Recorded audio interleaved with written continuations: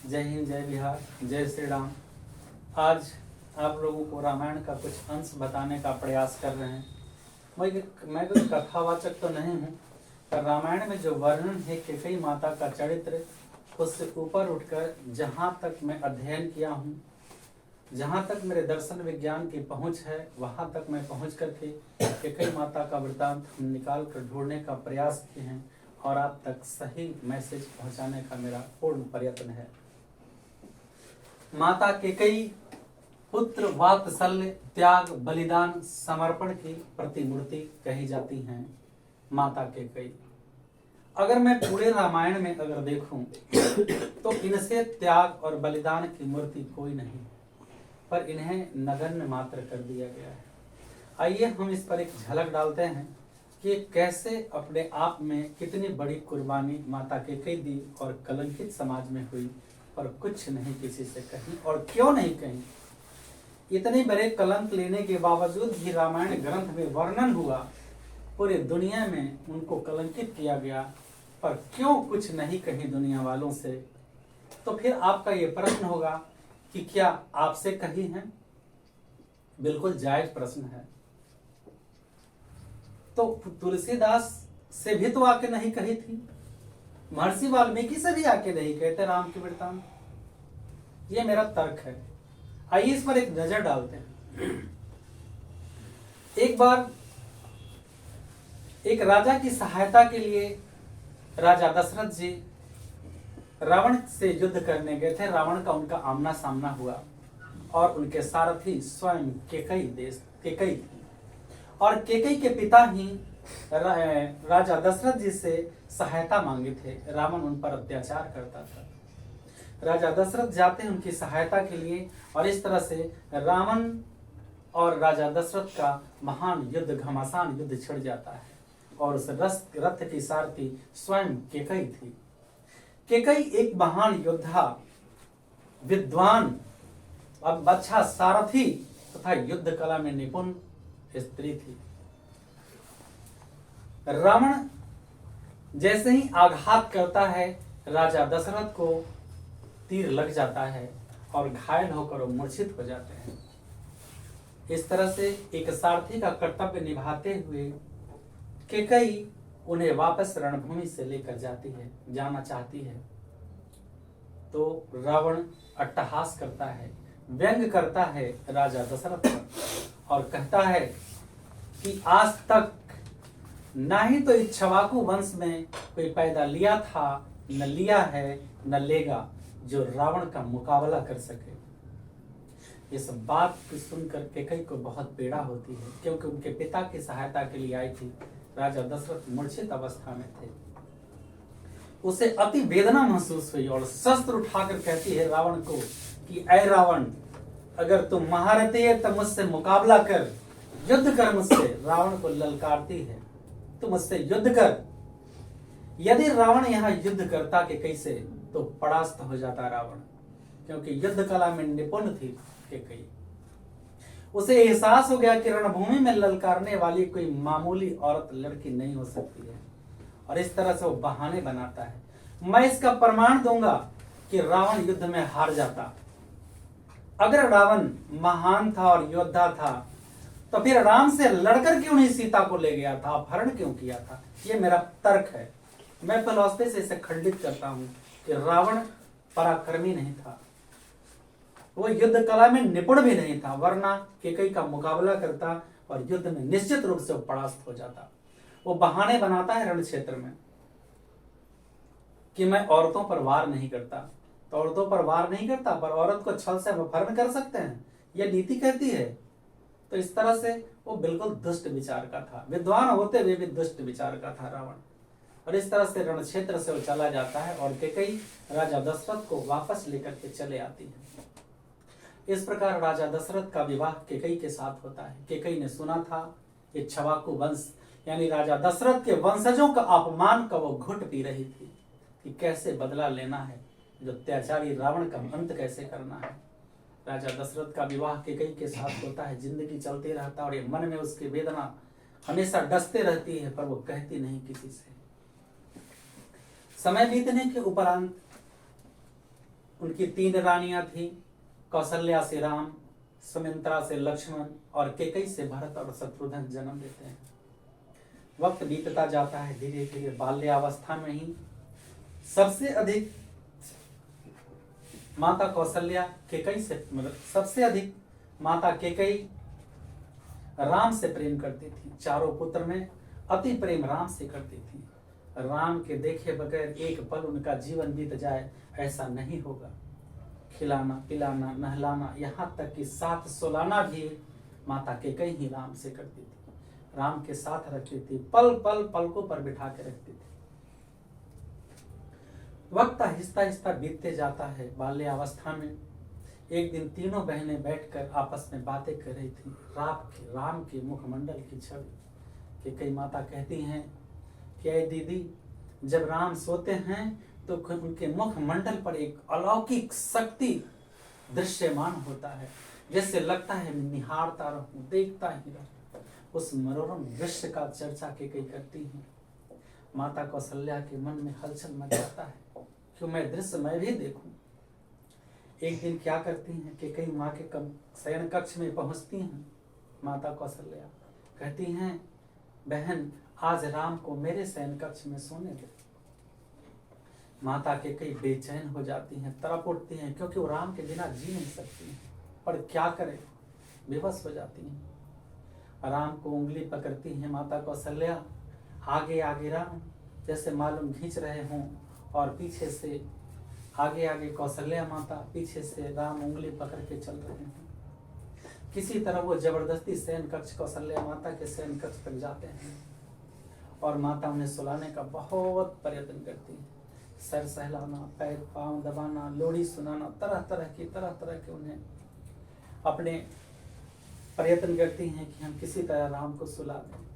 पर राम करवटें बदल रहे हैं, पहर बीत रहा है, करवटें बदल रहे हैं। माँ कौशल्या की बेचैनी बढ़ रही है, पुत्र क्यों नहीं सो रहा है।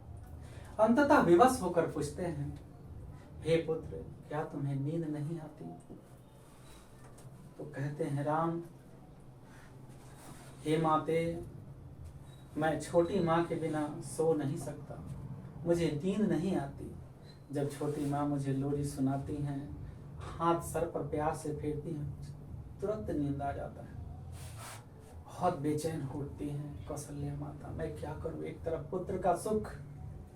और इस तरह से वो चल पड़ती हैं राम को उठाकर शयन कक्ष से कैकेयी माता के शयन कक्ष के तरफ।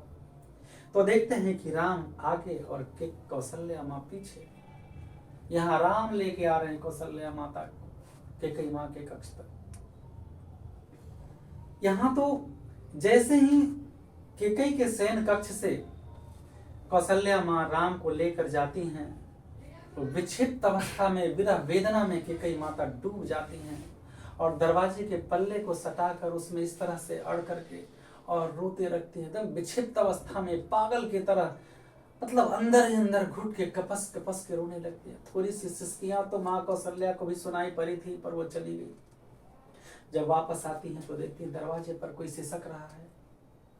दरवाजे को इस तरह वो खोलती हैं तो देखती हैं कि अरे, तो कैकेयी खड़ी है विक्षिप्त अवस्था में, एकदम पागल की तरह, और बेचैन अवस्था में वो फूट फूट कर रो पड़ती है। राम जाते हैं, माँ कैकेयी के पल्लू से लपट जाते हैं, माँ उसे हाथ पकड़ लेती है। और यहाँ दोनों बहनें कौशल्या माता और कैकेयी माता दोनों आपस में गले मिलकर, मैं क्या दृश्य बताऊं, फूट फूट कर बहुत रोते हैं। यहाँ कौशल्या माता के बड़ा वेदना भी बहुत थी। कहती है वो माँ धन्य है, कहती है कौशल्या माँ तू धन्य है, तेरा प्रेम धन्य है, तेरी साया धन्य है, जिसमें राम का परवरिश हो रहा है। एक दिन अवश्य ये यशस्वी बनेगा, ये मर्यादा पुरुषोत्तम बनेगा। तेरे जैसी माँ की छाया जो इसे मिला है, और अंदर खुशी भी है और दर्द भी है राम के उस मुखमंडल को देखने के लिए। कैकेयी माँ के शयन कक्ष में राम बिस्तर पे लेटते हैं, माँ हाथ फेरती है और राम को नींद आ जाती है। वो कौशल्या माँ विरह वेदना, एक तरफ खुशी और एक तरफ विरह वेदना में डूब जाती हैं। ऐसा दृश्य देखकर और मुखमंडल की छवि वहीं पे राम का देखती है। राम इतना माता केकई राम से इतना प्यार करते थे, फिर उन्हें कलंकित किया गया। आगे सुनते चले, देखते हैं। फिर समय कुछ बीतता है, बीतते बीतते कुछ राम बड़े होते हैं। एक दिन चारों भाइयों को माता केकई खाना खिला रही थी। तीनों भाई बारी बारी से उठ उठ कर चले गए खाना खाने के बाद, लेकिन माता केकई की आज्ञा नहीं थी, इसलिए राम नहीं उठे। बिना आज्ञा का कभी नहीं वो उठ सकते थे। माँ एक निवाले का टुकड़ा देती हैं, एक और देती हैं, आहिस्ता आहिस्ता कई देती हैं। तो राम पूछते हैं, माँ आप मुझे कितना प्यार करती हैं? माँ कहती हैं, पुत्र इस प्रेम की सीमाएं नहीं हैं, मैं तुम्हें क्या बताऊं। सागर में जितनी बूंदें नहीं हैं, मैं उतना प्यार करता हूं। आकाश में जितनी तारे नहीं हैं, उतना मैं तुमसे प्यार करता हूं। अनंत है मेरा प्यार तेरे प्रति, मैं कह नहीं सकता शब्दों में, इसके हम बयान नहीं कर सकता। राम कहे, माँ तुम मुझे इतना प्यार करती है? बोले हाँ पुत्र। तो राम यहाँ कहते हैं, माँ त्रिलोक विजेता राम चक्रव्यूह की रचना कर रहे थे यहाँ पर, क्योंकि वो तो स्वयं अंतर्यामी है। अंत में कहते हैं कि हे माँ मैं तुमसे कुछ मांगना चाहता हूँ। इस प्रश्न के साथ साथ राम के चेहरे पर एक अजीब सा कुछ भाव था, जिसे लगे कि राम कुछ मांगने वाला है माँ से।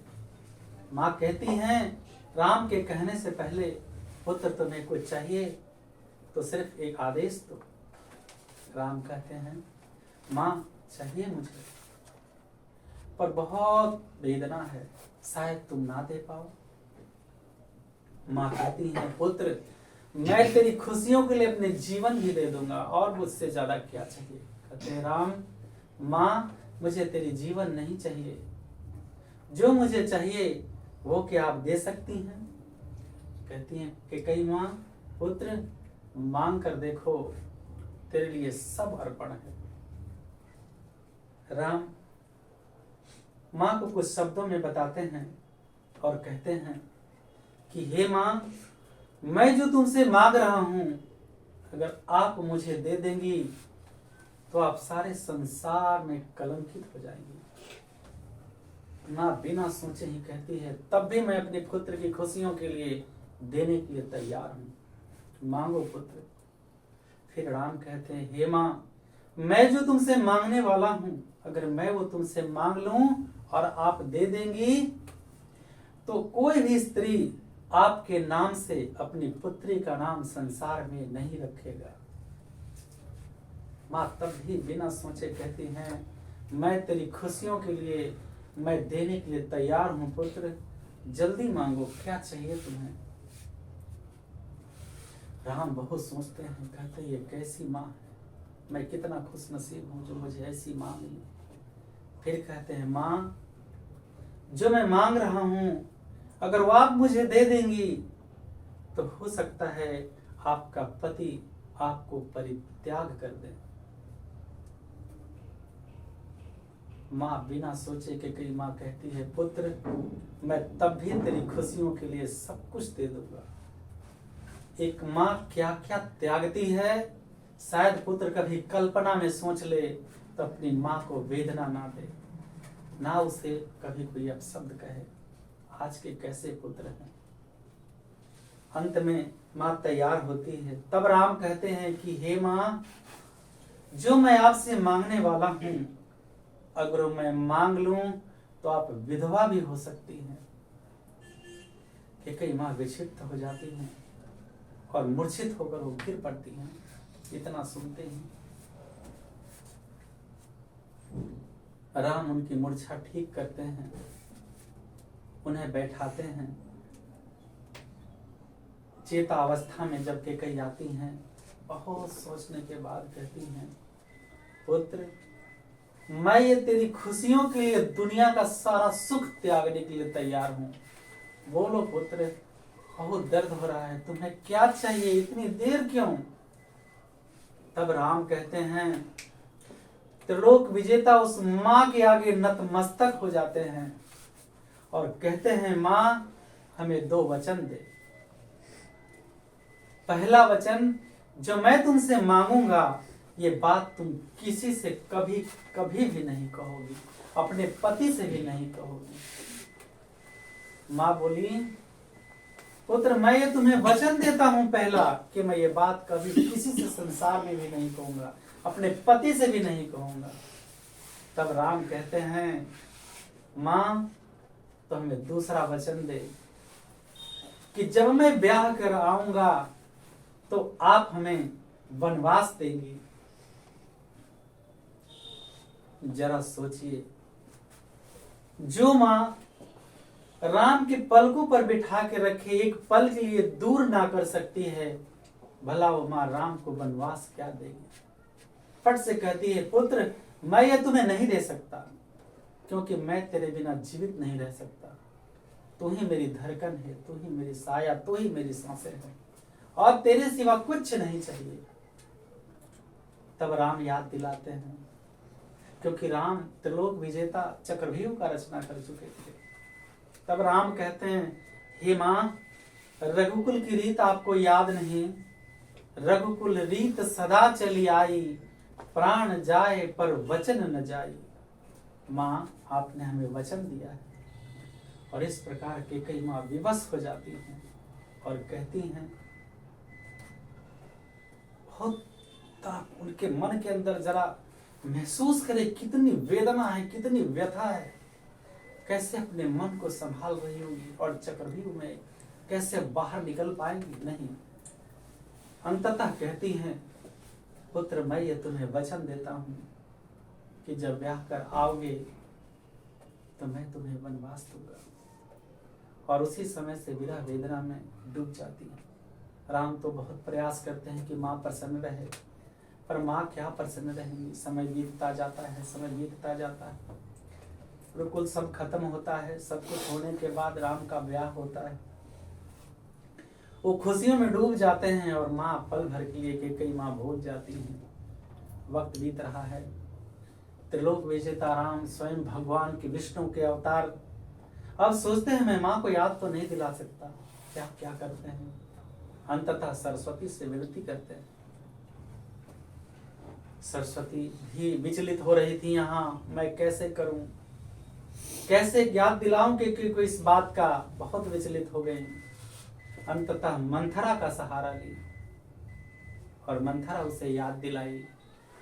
और इस तरह जो युद्ध क्षेत्र में रावण से बचा कर लाए थे राजा दशरथ, कैकेयी को 2 वर दिए थे, तो जो तूने मेरे प्राण बचाए हैं, जब चाहे 2 वर मांग लेना। कैकेयी कही थी, समय आने पर मांगूंगा। और यहाँ पर जब अभिषेक होना था राम का, तो मंथरा के द्वारा रचे गए, सरस्वती के द्वारा रचे गए चक्रव्यूह में माँ कैकेयी राजा दशरथ से कहती हैं, हमें 2 वर चाहिए। दशरथ कहते हैं, दिए हुए वचन के अनुसार कि मांगिए क्या चाहिए। तब यहाँ कहते हैं कि कैकेयी माँ दिल पर पत्थर रखकर अपने धैर्य को अधैर्य में बदलकर, जरा सोचे कि माँ को कितनी वेदना होती है अपने पुत्र से अलग होने का। अगर कोई माँ है तो इसे महसूस कर ले कि क्या पुत्र के बिना वो जी पाता है। पुत्र भले ही माँ के बिना जी लेता है, पर माँ पुत्र के बिना नहीं जीना चाहती, उसके साथ मर जाना चाहती है, पर जीना नहीं। बहुत ही मन को धैर्य बंधाकर कुल की रीत निभाने के लिए राजा से 2 वचन मांगती है। पहला, भरत की गद्दी, तो राज कहते हैं मंजूर है। यही वचन पहले भी मांग सकती थी गद्दी। राम का वनवास, पर राम ने नहीं पहले कहा भरत की गद्दी। और दूसरा, राम का वनवास। राजा विक्षिप्त हो जाते हैं, तरफ उठते हैं, कहे मैं नहीं दे सकता। और फिर कैकेयी कहती है, रघुकुल रीत सदा चली आई, प्राण जाए पर वचन न जाई। और इस तरह से राजा विवश हो जाते हैं। और एक धर्मपरायण पुत्र को जब ये बात पता चलता है, राजा स्वयं नहीं कहते हैं राम को कि वन जाना है, वो तो स्वयं जानते थे राम कि मुझे कहाँ जाना है, कब जाना है, क्यों जाना है। ये तो बहाने थे कि पुत्र के फर्ज निभा रहे हैं। इस तरह से राम अपने पुत्र धर्म का पालन करते हुए वनवास जाते हैं। और त्रिलोक विजेता कहे जाने वाले दुष्ट रावण, दुष्ट विद्वान ज्योतिषाचार्य रावण से उनका मुकाबला होता है और 12 वर्षों तक तप करके रावण के साथ मुकाबला करने के लिए तैयार हो जाते हैं। अंततः 13वें वर्ष के अंत यानी 14वें वर्ष के आसपास रावण से उनका मुकाबला होता है और इस तरह से इक्ष्वाकु वंश राम के द्वारा रावण का वध होता है। और एक माँ संसार में कलंकित होती है। फिर हम किस आधार पर कहते हैं कि केकई ने राम को वनवास दिया? अगर केकई माँ नहीं होती तो इक्ष्वाकु वंश का अपमान होता। उन्हें सारे कलंक का विष पी करके, हर माँ, संसार की हर माँ सारे कलंक का विष पी करके अपने पुत्र को महान से महान बनाने का प्रयत्न करती है, पर पुत्र भूल जाते हैं। इसलिए लिखा है ग्रंथों में, पूत कपूत हो जाला पर माई कुमाई ना खिली। इसी के साथ मैं अपनी वाणी को विराम देता हूँ। जय श्री राम, जय हिंद, जय बिहार।